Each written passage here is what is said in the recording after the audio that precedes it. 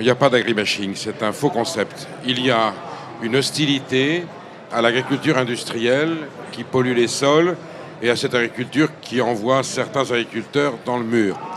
Pour le reste, les Français sont conscients qu'il y a une partie de l'agriculture qui fait de grands efforts, il y a une grande évolution, il y a même un changement de discours, y compris dans le syndicat majoritaire. Donc les Français prennent la part des choses.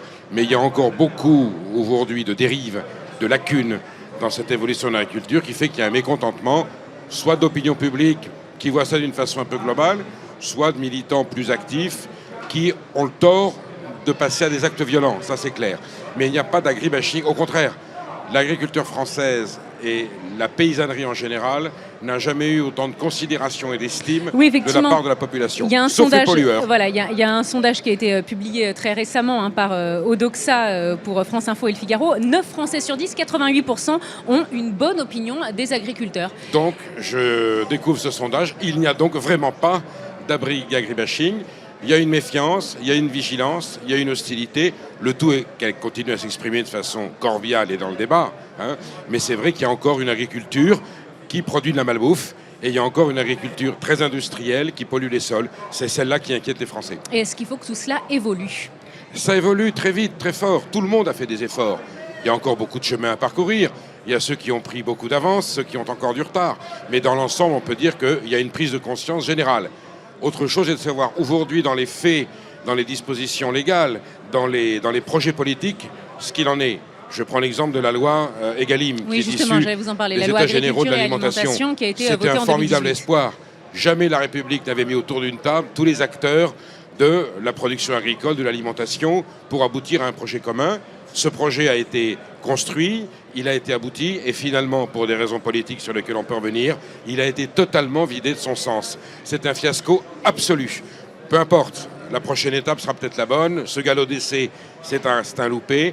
Mais en tout cas, c'est la preuve que et la classe politique, et les parties prenantes, et les acteurs, et l'opinion publique ont compris qu'il fallait que ça change, et ça va changer. Oui, parce qu'un des objectifs de la loi Egalim, on le rappelle, c'était de faire évoluer les revenus des agriculteurs. Et on l'entend, ici, on l'a beaucoup entendu, les agriculteurs disent que ça ne fonctionne pas. Qu'est-ce qu'il faudrait faire pour que cette loi fonctionne et qu'enfin les agriculteurs soient payés à un juste prix? Nous sommes dans une économie libérale qui est régie par l'économie de marché. Je veux juste qu'on applique le libéralisme, à savoir que le fournisseur propose le prix à son client, ce qui est la norme dans toutes les activités économiques du monde, en tout cas dans une société libérale.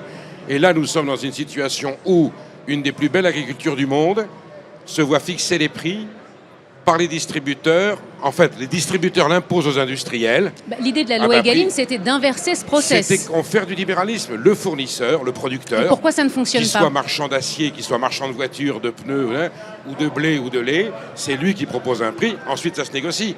Mais c'est lui qui propose un prix qui aboutit ensuite à une conclusion. Et là, en France, on a un système semi-soviétique où 5 centrales d'achat imposent à l'univers de la production un tarif, tout en disant, attention, on vous paiera le moment venu en fonction du prix que nous-mêmes nous l'aurons vendu. C'est totalement aberrant et ça aboutit aux détresses que nous connaissons, à certaines tragédies, y compris, c'est triste à dire, mais beaucoup de suicides. Et comment faire justement pour aider, sauver les agriculteurs qui justement sont en difficulté, on le sait? C'est pas compliqué. Il y a eu des états généraux de l'alimentation, donc on a vu qu'on pouvait tous se réunir autour de la table. Le président de la République, à la demande de Nicolas Hulot, avait réussi cette prouesse de mettre des gens d'accord qui jusque-là étaient dans la divergence. Il en est sorti un projet de loi X qui, une fois qu'il est arrivé devant le Parlement, a été vidé de son sens. Est-ce qu'on peut reprendre les états généraux tels qu'ils étaient à leur origine, reprendre les fondamentaux, reprendre la loi sortie de ces états généraux, les textes de loi validés par Nicolas Hulot? On se contente d'appliquer ça et ça ira très bien. Toutes les solutions étaient en place. Mais les pouvoirs publics ont cédé au lobby et on a un projet qui a avorté de façon lamentable. Donc il n'y a plus qu'à avoir un peu de courage politique et on pourra redresser la situation.